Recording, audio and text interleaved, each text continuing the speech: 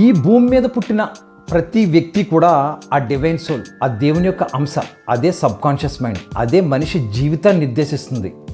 ఇంకా విపులంగా మీకు అర్థమయ్యే భాషలో చెప్పాలంటే, ఒక 5వ తరగతి చదువుతున్న విద్యార్థిని లేదా విద్యార్థి స్కూల్లో తన టీచరు నువ్వు పెద్ద అయిన తర్వాత ఏమవుతావు అని అడిగితే ఉత్సాహంగా నేను కలెక్టర్ని అవుతానని గొప్పగా చెప్పిన ఆ వ్యక్తి అదే ఉత్సాహంతో ఇంటికి వెళ్తుంటే తన మేనమామ కావచ్చు, లేకపోతే వేరే వాళ్ళు ఎవరన్నా బంధువులు ఏంట్రా అంత ఉత్సాహంగా ఉన్నావు అని అడిగితే, నేను ఇలా స్కూల్లో టీచర్ అడిగితే నేను కలెక్టర్ని అవుతానని చెప్పాను అని గొప్పగా చెప్తే, అవతల వ్యక్తి నీ బొట్టుకి ఇదే ఎక్కువ, నువ్వు కలెక్టర్ అవ్వడం ఏంట్రా, నీకు చదువు ఎందుకురా, నువ్వు మీ నాన్నలా పని చేసుకో అని అంటే, అక్కడ ఆ వ్యక్తి యొక్క ఇదే సబ్కాన్షియస్ మైండ్ మన హార్ట్ డోర్ తీసుకుని బయటకు వస్తానమాట ఉత్సాహంతో. ఈ మాట వినగానే మళ్ళీ డోర్ దగ్గర అలాగా నీరసంగా కూర్చుని పడిపోద్ది. ఆ వ్యక్తి మళ్ళీ తన తల్లి దగ్గరికి వెళ్ళి స్కూల్లో ఎలా జరిగిందమ్మా నేను కలెక్టర్ని అవుతాను అని చెప్పానంటే, ఆ తల్లి నా బాబు కలెక్టర్ అవుతాడు అని ఉత్సాహంగా అంటే, మళ్ళీ వెంటనే తన బంధువు అన్న మాట చెప్పినప్పుడు, అవునరా మనం కూలి పని చేసుకునే వాళ్ళం, మనం కలెక్టర్ ఏమవుతావురా, మనం అదే చేసుకోవాలన్నప్పుడు ఈ సబ్కాన్షియస్ మైండ్, కూర్చున్న సబ్కాన్షియస్ మైండ్, ఈ దేవుని యొక్క అంశ గుండె గదుల్లోకి వెళ్ళిపోయి తలుపేసుకుంటారు అనమాట. ఇంకా అది ఇంకెప్పటికీ రాదు, ఇంకా వ్యక్తి బ్రతుకు అంతే.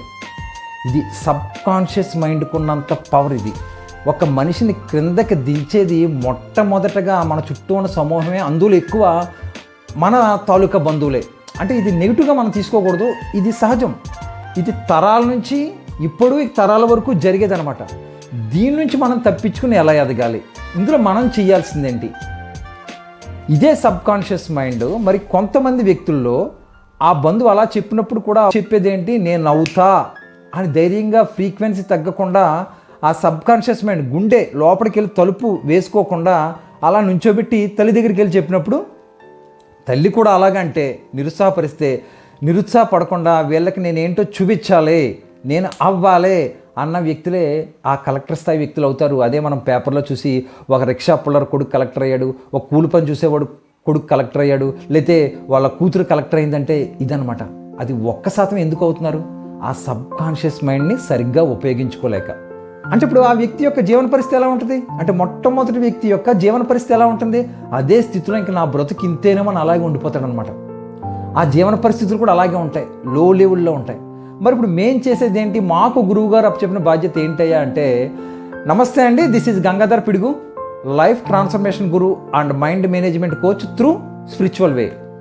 ఆ లోపల గడియ పెట్టు కూర్చున్న ఆ డివైన్ సోల్ని, ఆ సబ్కాన్షియస్ మైండ్ని బయటకు తీసుకువచ్చి ఆ శక్తితో మిమ్మల్ని ఉన్నత శిఖరాల వైపు నడిపించే గురుతత్వాన్ని ఆ గురుగారు మాకు ప్రసాదించారనమాట. అది మీరు ఉపయోగించుకుని మీరు ఉన్నత శిఖరాల వైపు వెళ్ళాలని ఆశిస్తూ థ్యాంక్ యూ సో మచ్.